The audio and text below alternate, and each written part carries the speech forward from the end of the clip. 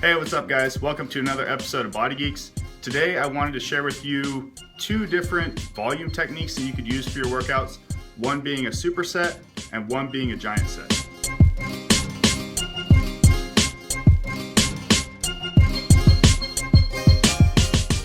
So first, what is a superset? So a superset is technically training two antagonistic muscles in the same set. So these are two muscles that work against each other on a joint, say the biceps and the triceps, which is what I'll show you later on in this video. Now, the superset has kind of been misconstrued to be a set where people are just training two exercises together, or they may be training two muscle groups together, but they're not necessarily working against one another. This is actually fine. I'm not against that at all, so I don't really care to use the technical term of a superset. So as long as you're using two or more exercises to enhance the intensity of your workout and increase the volume and total number of reps that you're doing, then I think it's going to work fine. This is a way to increase the volume, increase the reps, and increase your total workload for the workout, which we're hoping can increase muscle hypertrophy and build some bigger arms.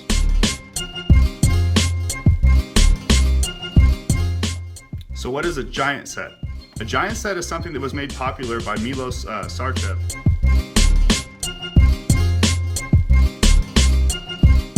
Who was a trainer down in Orange County for a long time. He was a bodybuilder throughout the 90s and the early 2000s, and he was known for being one of the best gurus in the game.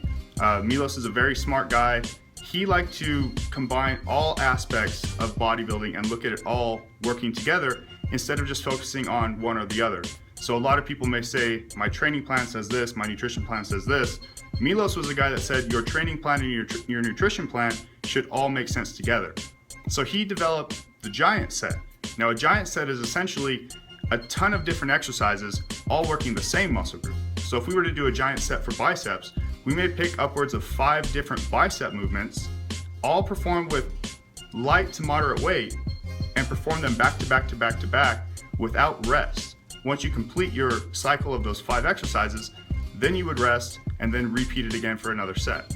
So this is a way of pushing the muscle through a really high volume workout, because if you're doing say 10 to 15 reps per exercise and you're doing 5 exercises total, you're getting at least 50 reps out of that set, which is just insane compared to conventional thinking of trying to get 8 to 12 and whatnot.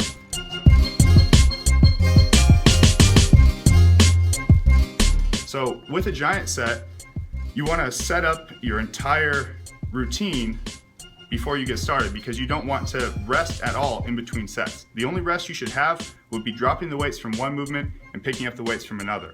So with the giant set, we're focused on trying to maximize the pump. You want to get as much blood flow into the muscle as possible. You're going to feel a burn. The muscle's going to fill up with so much blood that it's going to be painful, and it's not an easy workout. It's one of the first things that came out that people were saying, well, you train with light weights, that sounds easy, but it's not. If you're training with a weight that's light to moderate and you're doing that many reps, it's going to hurt.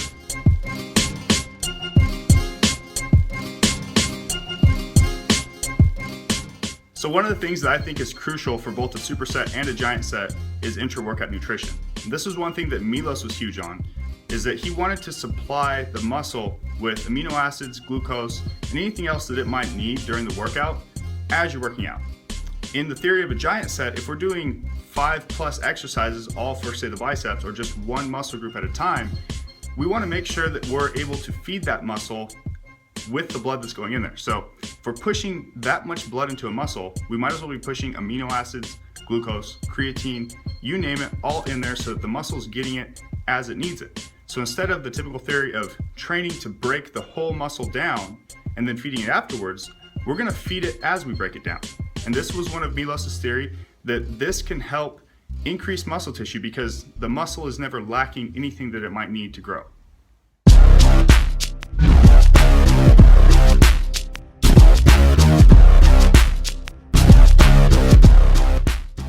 So what you guys will be seeing me do here is 2 supersets. So I'm doing kind of a modified giant set here. I just finished a concentration curl and I'm moving straight into a cable kickback. So the curl was a bicep movement and the kickback is a tricep movement. So I'm alternating from biceps to triceps. Following this, I'm going to be doing some hammer curls and then some tricep press downs, which again will be another bicep and tricep movement. So the goal here is that I'm doing 4 exercises total, back to back to back with 0 rest in between sets, and I'm alternating between biceps and triceps. So I'm able to focus on training 2 antagonistic muscles in the arm, get as big of a pump as possible, and I'm training with moderate weights for high volume, and then I'm gonna rest in between sets. So I'll do all 4 exercises, rest. Set 2, all 4 exercises, rest, and go on.